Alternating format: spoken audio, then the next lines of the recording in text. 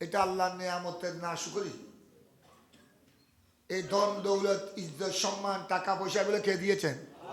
আল্লাহ দিয়েছেন। তো আল্লাহর দরবারে শুকরিয়া আদায় করতে হবে। এই জন্য আল্লাহ রাব্বুল আলামিন কোরআনে মজিদে ঘোষণা দিয়েছেন, তোমরা খুযু যিনাতাকুম ইনদা কুল্লি মাসজিদিন।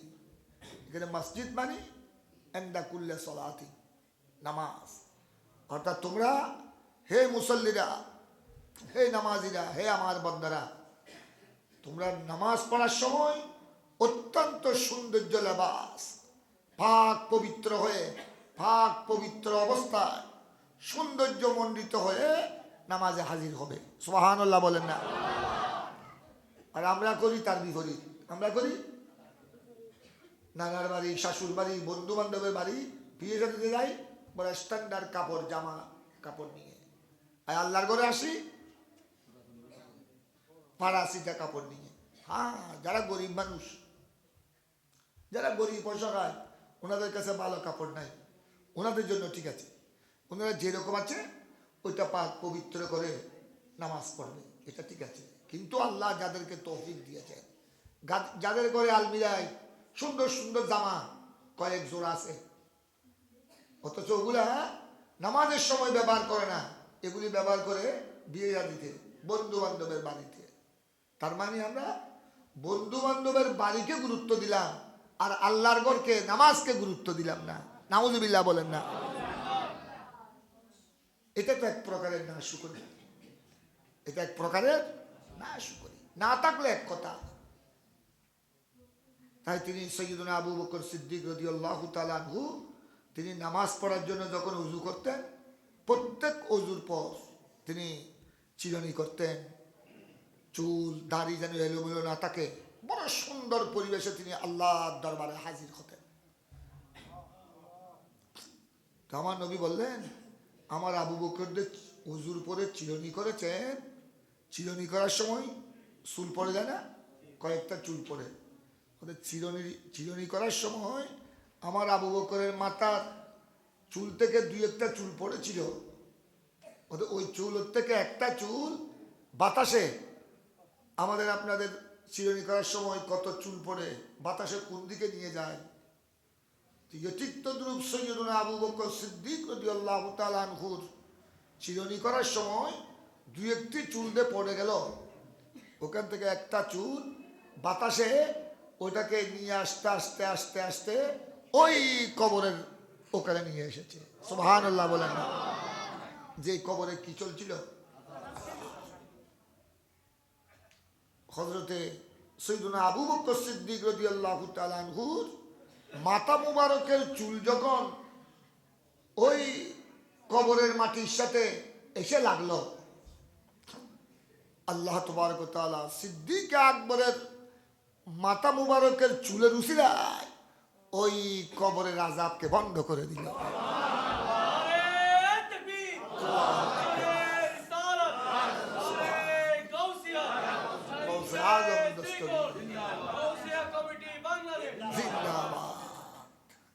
দেখেন, এখানে চিন্তা করার বিষয়, যার চুলে মর্যাদা, সিদ্দিক আকবর রাদিয়াল্লাহু তাআলা আনহুর, উনি কিভাবে আল্লাহকে রাজি করেছে, কিভাবে আমার রসুলকে রাজি করেছে। যার একটা চুলের মর্যাদা, ওনার চুল একটা কবরের মাটির সাথে লাগার সাথে সাথে আল্লাহ ওই কবরের আযাব বন্ধ করে দিলেন সিদ্দিক আকবরের চুল মুবারকের উসিলায়। যার চুল মুবারকের যদি এ মর্যাদা হয়, সিদ্দিক আকবরের জাতে পাকের কি মর্যাদা। আজ আপনারা ওনার স্মরণে এই মাহফিল আয়োজন করেছেন, যার চুলের উসিলায় যদি কবর আযাব বন্ধ হয়ে যায়, তো ওনার স্মরণে এই মাহফিল, তো ওনার স্মরণে এই মাহফিলের উসিলায় আমাদের জীবনের গুনাহ কি মাফ হতে পারে না?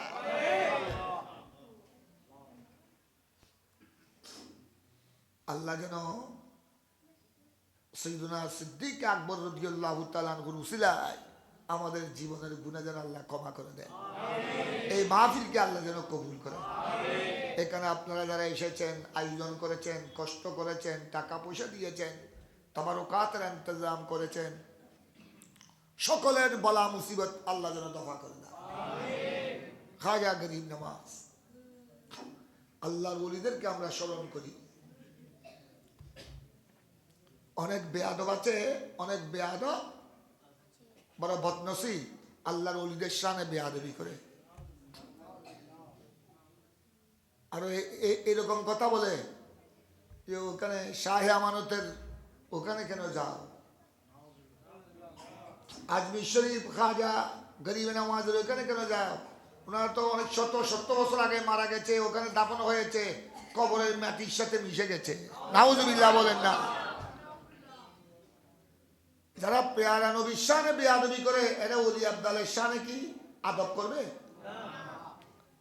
খবরদার, খবরদার। এদেরকে আল্লাহর কোরআনের ভাষায় জালেম বলা হয়েছে। জালেম, সীমা লঙ্ঘনকারী। বেয়াদবরা হলো সবচেয়ে বড় জালেম। যুগে যুগে ঈমান ধ্বংস হয়েছে, যুগে যুগে ঈমান ধ্বংস হয়েছে বেয়াদবির কারণে।